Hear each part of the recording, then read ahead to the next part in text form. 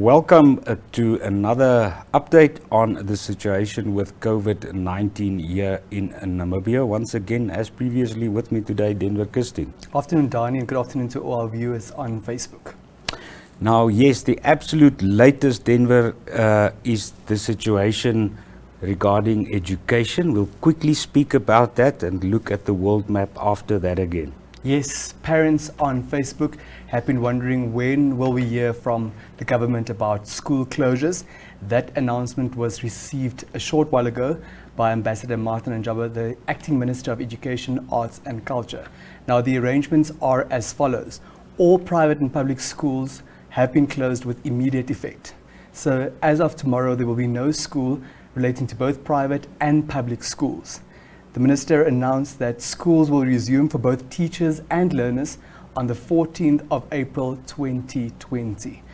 I'm sure should those dates be amended, if we don't curb the virus spread on time, those will be communicated hopefully on time.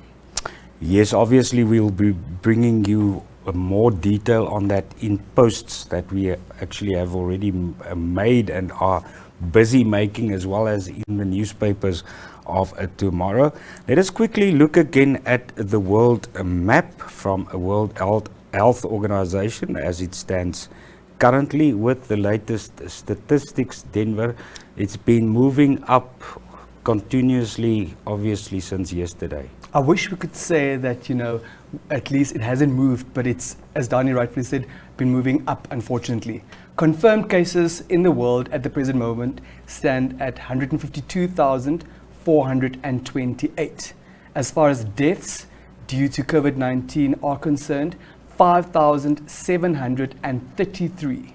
At the present moment, according to the World Health Organization, 144 cases have reported cases of COVID-19 infections. 144, that's the countries. Yesterday during our first broadcast we were at 129. You would have seen Namibia is now indicated on the map, tiny little speck there to the north of South Africa. So that means that's 15 countries since more or less the same time yesterday that has been added here. But I think it's important to state, Dani, more than 24 hours after the announcement was made by our Minister of Health, Dr. Kalumbi Shangula, that 2 confirmed cases of COVID-19 have been reported here on Namibian soil, that no new cases have been officially reported, and we have no such indications at this stage. So that message also needs to be reiterated throughout. We expect some further deliberations by the interministerial committee tasked with handling the epidemic. So by tomorrow and the day after, there will probably be a lot more of announcements. Like we said, schools only are reopening on the 14th of April. We show you now an interview recorded very shortly ago dealing with education and also with the situation in terms of outbound flights from Namibia and the situation at the Usia Kutaku International Airport. It's perhaps important, Dani, to state that at the time that our colleagues conducted the interview and had the conversation, the ministerial statement had not officially been announced. So as you can imagine, this picture changes all the time. We try to keep abreast of the developments, but bear the context in mind, please.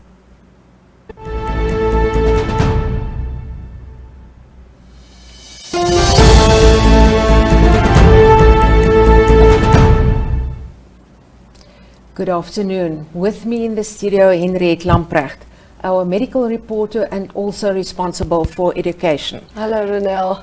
Henriette, one of the big questions at this stage is what about government schools in the country? What is the latest? The latest, Ronelle, is we've received a short while ago a press release from the Namibian National Teachers Union, NANTU, and they said an official statement will be made tonight at 8 on NBC News by the Minister of Education. So at this stage, we don't know, private or public, will they be closing or not. So at this stage, we don't know.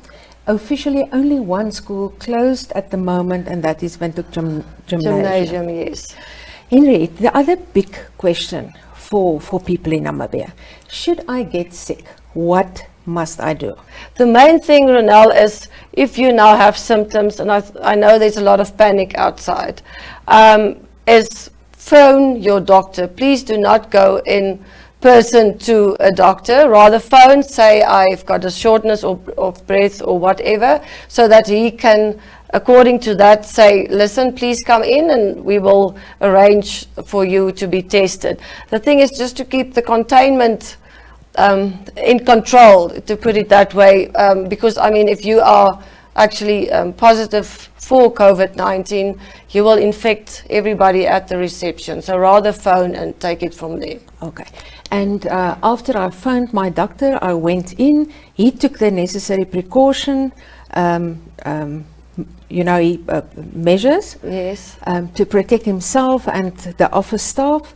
And he prescribed some medicine. And then I go home and I start on this medication to treat the symptoms. And you stay home. And I Very stay. important to stay home at least 2 weeks, because that's the incubation period. So just isolate yourself. I think a lot can be prevented.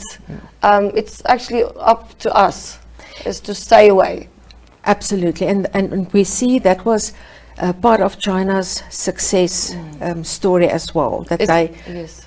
prevent people from going out. Yes.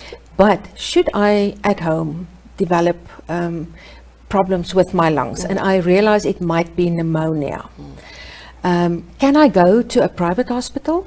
Very good question. At this stage, the current protocol is all patients, either private or public sector, they need to go to Windhoek Central Hospital. There's an isolation ward.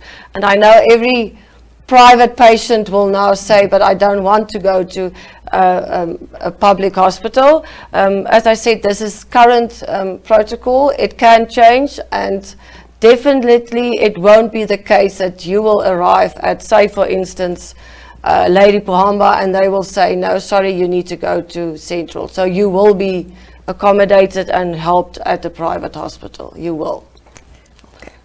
Yes, it was quite a busy day at the office. Yes, Henry. you were also very busy, and you focused on the tourism sector, and then specifically the impact cancellation of flights had on the sector. What did you find out? Absolutely, yes. We know that the president yesterday announced no inbound or outbound flights from Germany, Ethiopia or Qatar.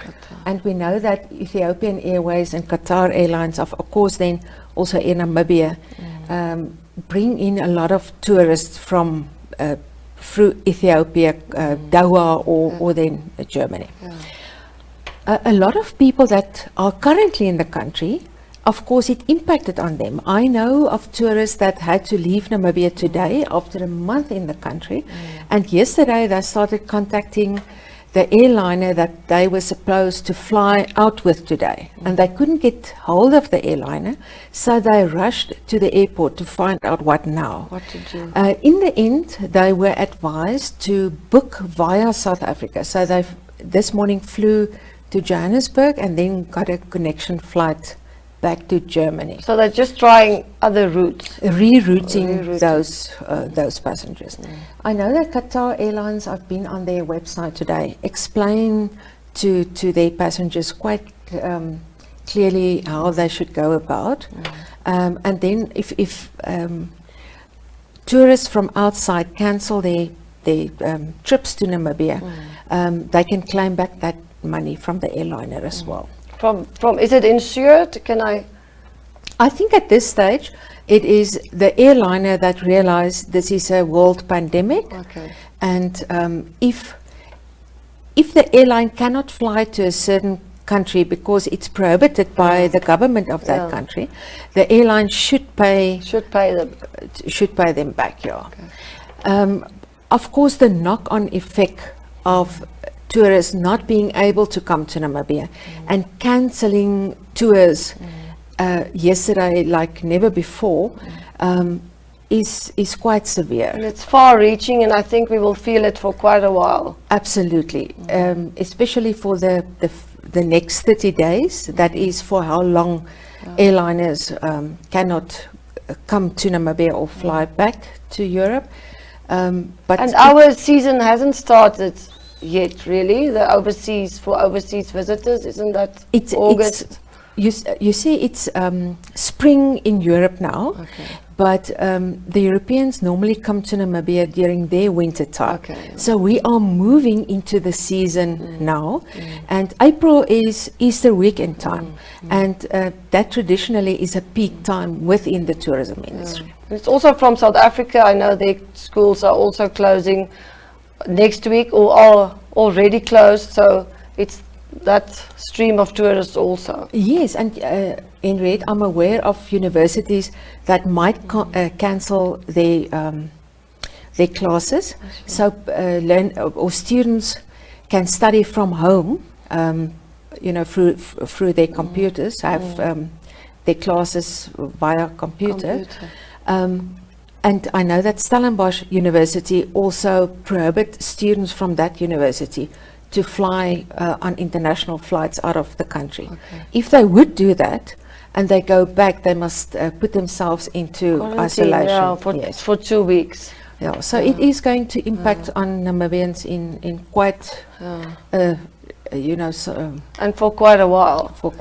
You said quickly, just to finalize the whole conversation, it's not really desperate measures, but you explained it nicely that it's measures that has a huge impact, like no crowds, no schools, no university classes. We see in reports that the reason why China was so successful, after 3 months we are seeing that the number of infections is coming down. And the strictness of how they curb any mass contact by keeping people housebound, definitely containing people, and then thereby containing the virus and the contamination. Absolutely. So it's not nice, and it's going to have a financial impact, but we must think long term. We cannot see an exponential increase of cases and it getting out of hand in our country. True. But we'll keep you posted. Thank you very much.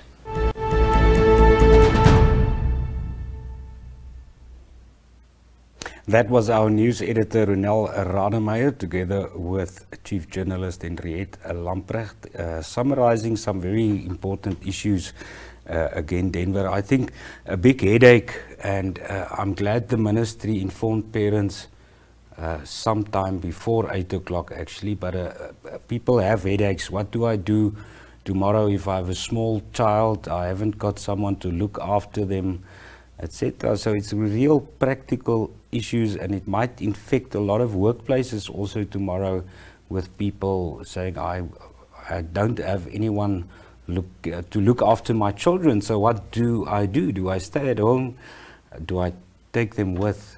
It's a very difficult issue. It is indeed a difficult issue, and I've heard parents express concern about that.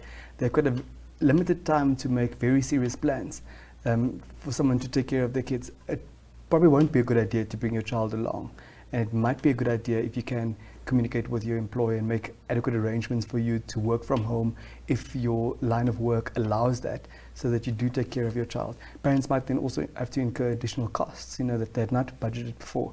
I wanted to say, as far as Ronel and Henriette are concerned, it's lovely to see journalists live out their passion in service of the nation, and that's exactly why we are here live on all the Facebook platforms of Namibia Media Holdings. Up next, Denver Kisting, a short while ago this afternoon, spoke to the presidential spokesperson, Dr. Alfredo Ngari. You made a very serious appeal, Dani, that we need to be mindful as journalists about responsible reporting. We have a very, very serious responsibility. The public members rely on us to disseminate truthful information, but the question was posed to them that they also have responsibility to make sure that that information reaches journalists and the media on time. Let's take a look.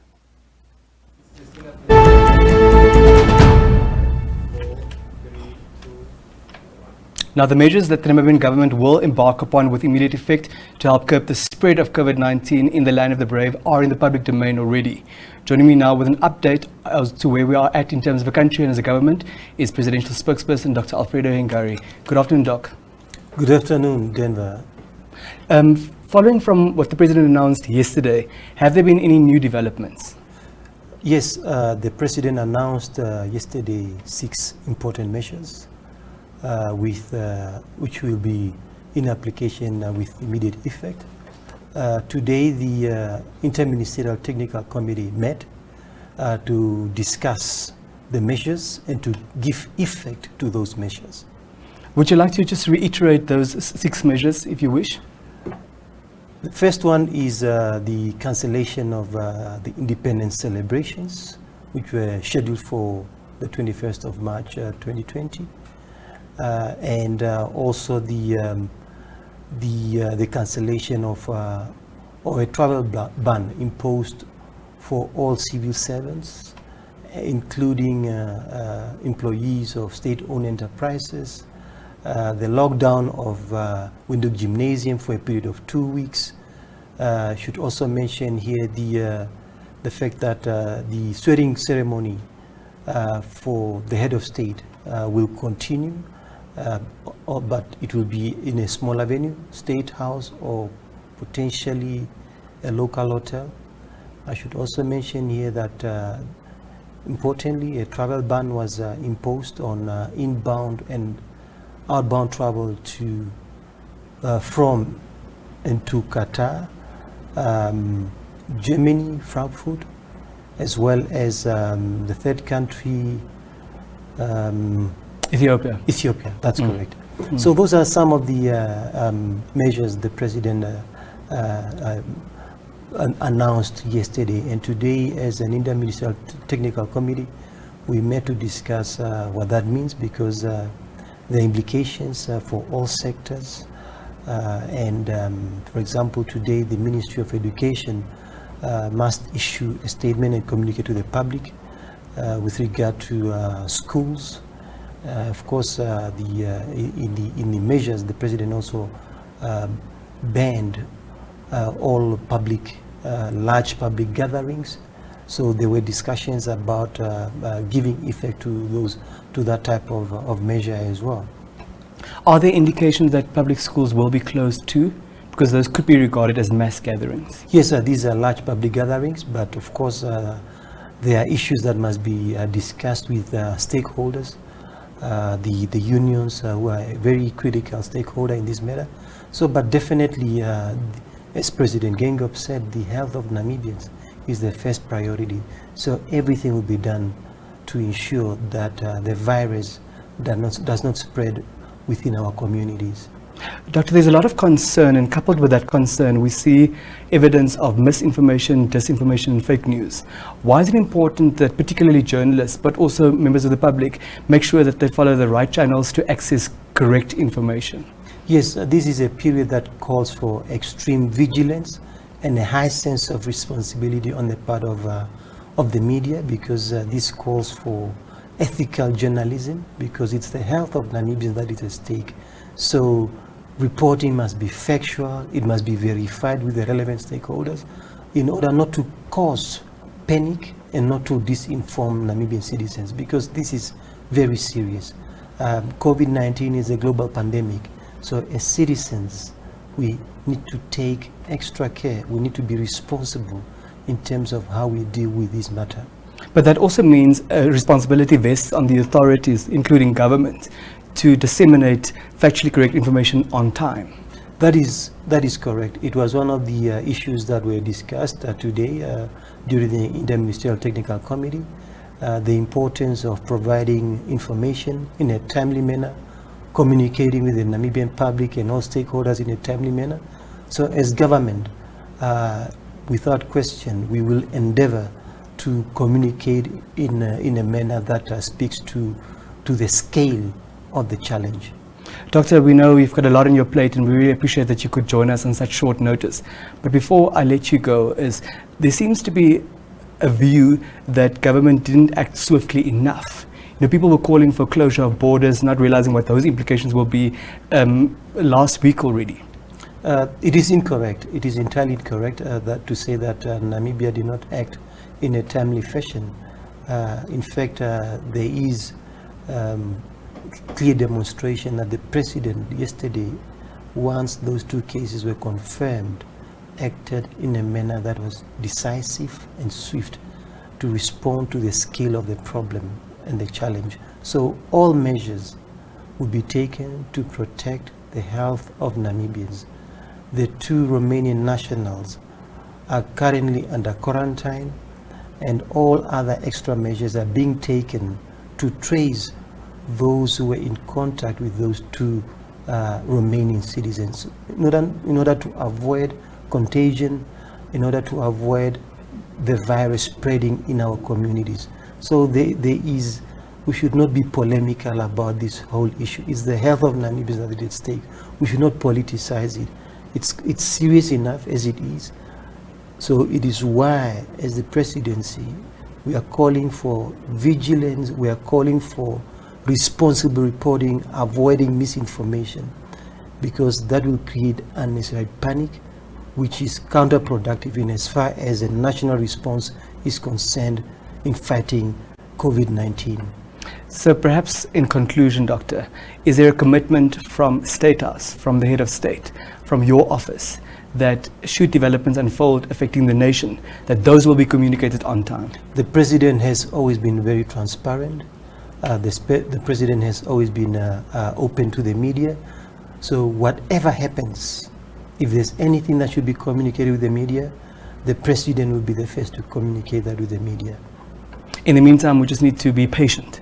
It is quite important for the media to be patient and not to be sensational about what is occurring, because the health of Namibians is a serious matter, and it does not merit or warrant any light-hearted approach to it. So the media has a very responsible role to play in as far as educating the Namibian public about this matter. It's a global pandemic, so everybody must be on board. President Gengel is inclusive, always calls for Namibians to hold hands, work together, pull together in the same direction.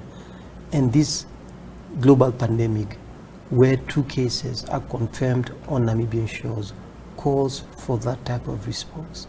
Thank you very much for your time, Doctor. Thank you very much. There you have it, Dr. Alfredo Hingari, presidential spokesperson, telling us to please remain calm, and they'll do their best to communicate with us as soon as developments change. Thank you.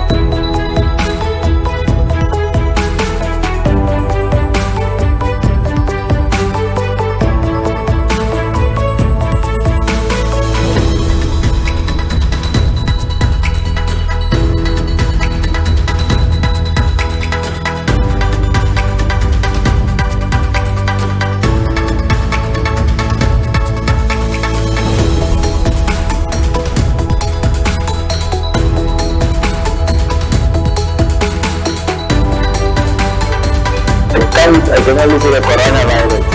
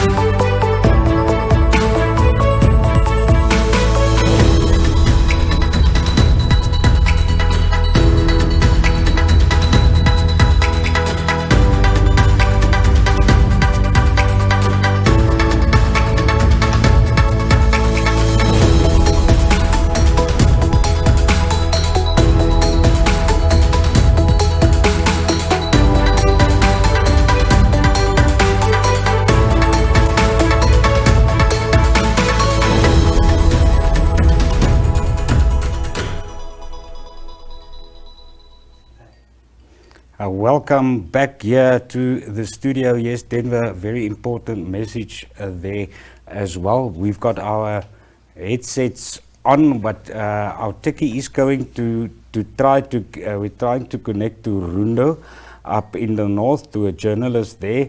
So our technical assistant will just try trying to get him up while we continue here with the conversation. It seems we have him up now. Kenya. Yes, and I can hear you, but I can't see you. Thank you. We are live already, Kenya. So you are on air. That is our journalist, Kenya Kambowe, coming to you via Skype from Rundu. Kenya, give us a summary of the situation in Rundu and surroundings and what you experienced today.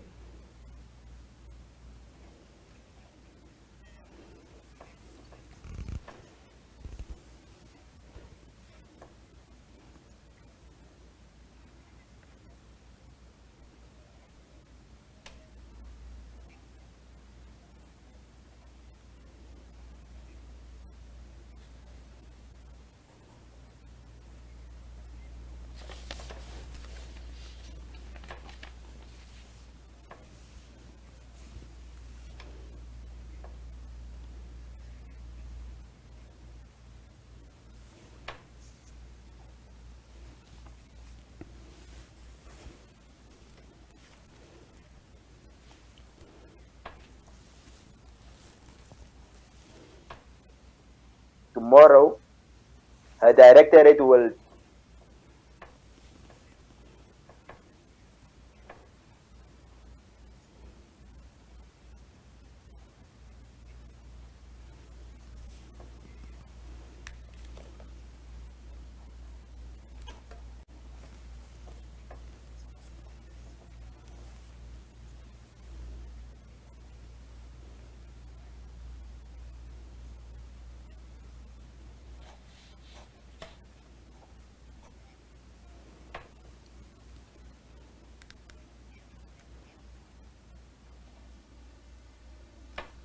feedback from.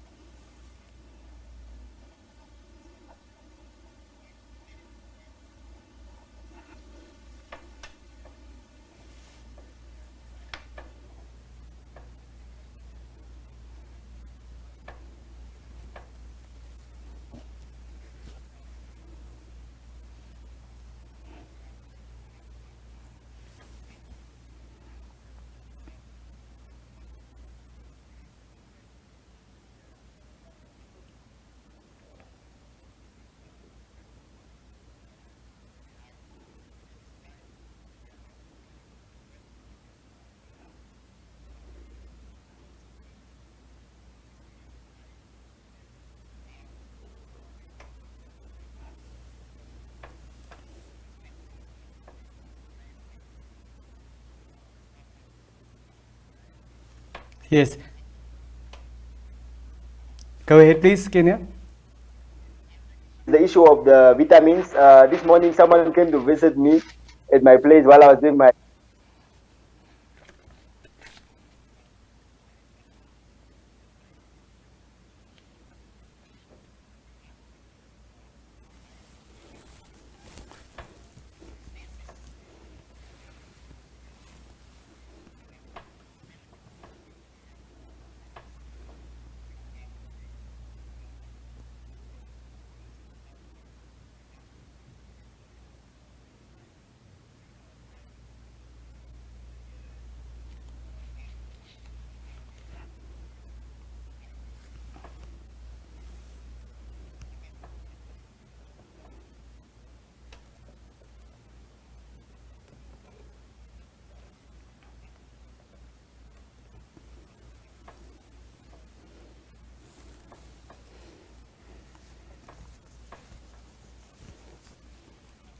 Thank you, Kenya. One of the measures announced yesterday by President Hage Geingob was that all mass gatherings should also be suspended for the next 30 days.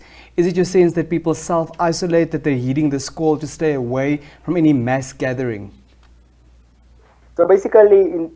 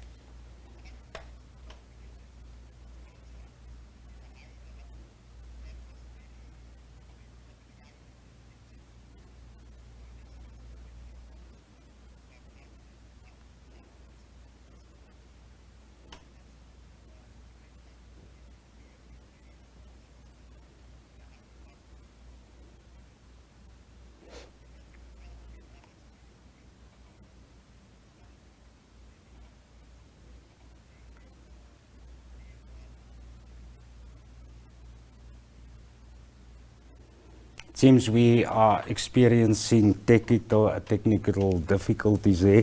But thank you to Kenya Kambawe Denver. That is our, apparently we have recovered. Kenya.